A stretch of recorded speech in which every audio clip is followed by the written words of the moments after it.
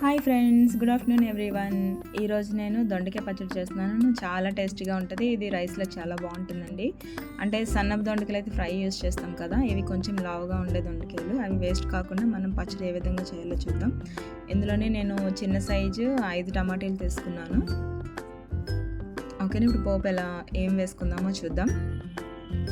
ముందుగా కడాయి తీసుకొని ఆయిల్ వేసుకొని అందులోనే ఆవాలు, జీలకర్ర అండ్ పచ్చిశనగపప్పు, మినపప్పు, పచ్చిమిరపకాయలు, ఎండుమిరపకాయలు వేసి బాగా ఫ్రై చేసుకోవాలి. ఎవరైతే నా ఛానల్ సబ్స్క్రైబ్ చేయలేదో సబ్స్క్రైబ్ చేయండి, లైక్ చేయండి, షేర్ చేయండి అండ్ కామెంట్ చేయండి. ఈ పచ్చడి అయితే చాలా బాగుంటుందండి. నేనైతే టేస్ట్ చేస్తాను, ఆసమ్గా ఉంది. మనకి పోపు ఫ్రై అయిపోయింది. ఇందులోనే మనం దొండకాయలు మీడియం సైజ్ ముక్కల్లా కట్ చేసుకున్నాం కదా, అది వేసుకొని బాగా కలుపుకొని ఫ్రై చేసుకోవాలి. పచ్చివాసన పోయినంత వరకు కూడా ఫ్రై చేసుకోవాలి.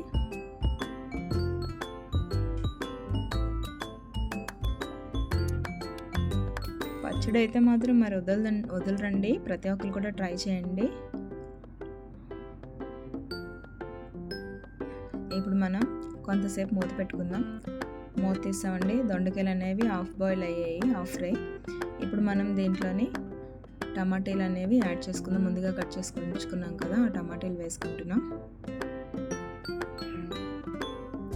టమాటాలు వేసుకొని బాగా కలుపుకోవాలి. ఈ రెండు కూడా బాగా ఫ్రై అవ్వాలి.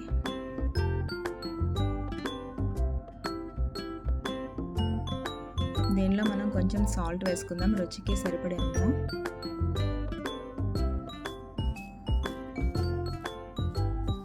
మనం పోపుల్లోనే మనకి ఎంత కారం కావాలనే దాన్ని బట్టి వేసుకోవాలండి. ఎండుమిర్చి అది ఒక నిమ్మకాయ అంతా చింతపండు వేసుకుంటున్నాం అండ్ చిటికెడు పసుపు వేసుకున్నాం.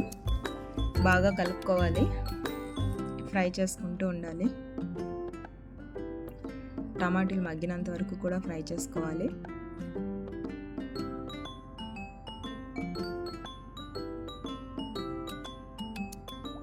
ఫ్రై అయిపోయిందండి. దీన్నే మనం మిక్సీ పట్టుకుంటున్నాం. మిక్సీ అయిపోయింది. ఇప్పుడు దీనికి పోపు వేసుకుందాం. ముందుగా ఆయిల్ వేసుకొని దానిలో కొంచెం ఇంగువ వేసుకుంటున్నాం.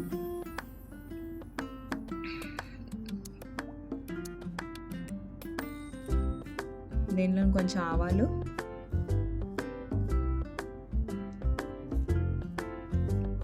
కొంచెం జీలకర్ర అండ్ ఎండుమిర్చీలు,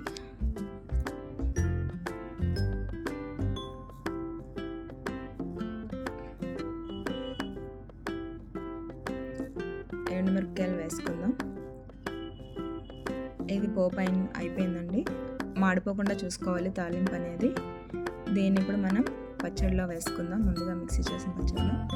అంతే, నోరూరించే దొండకాయ పచ్చడి రెడీ. మీరు కూడా ట్రై చేయండి, చాలా బాగుంటుంది, చాలా టేస్టీగా ఉంటుంది.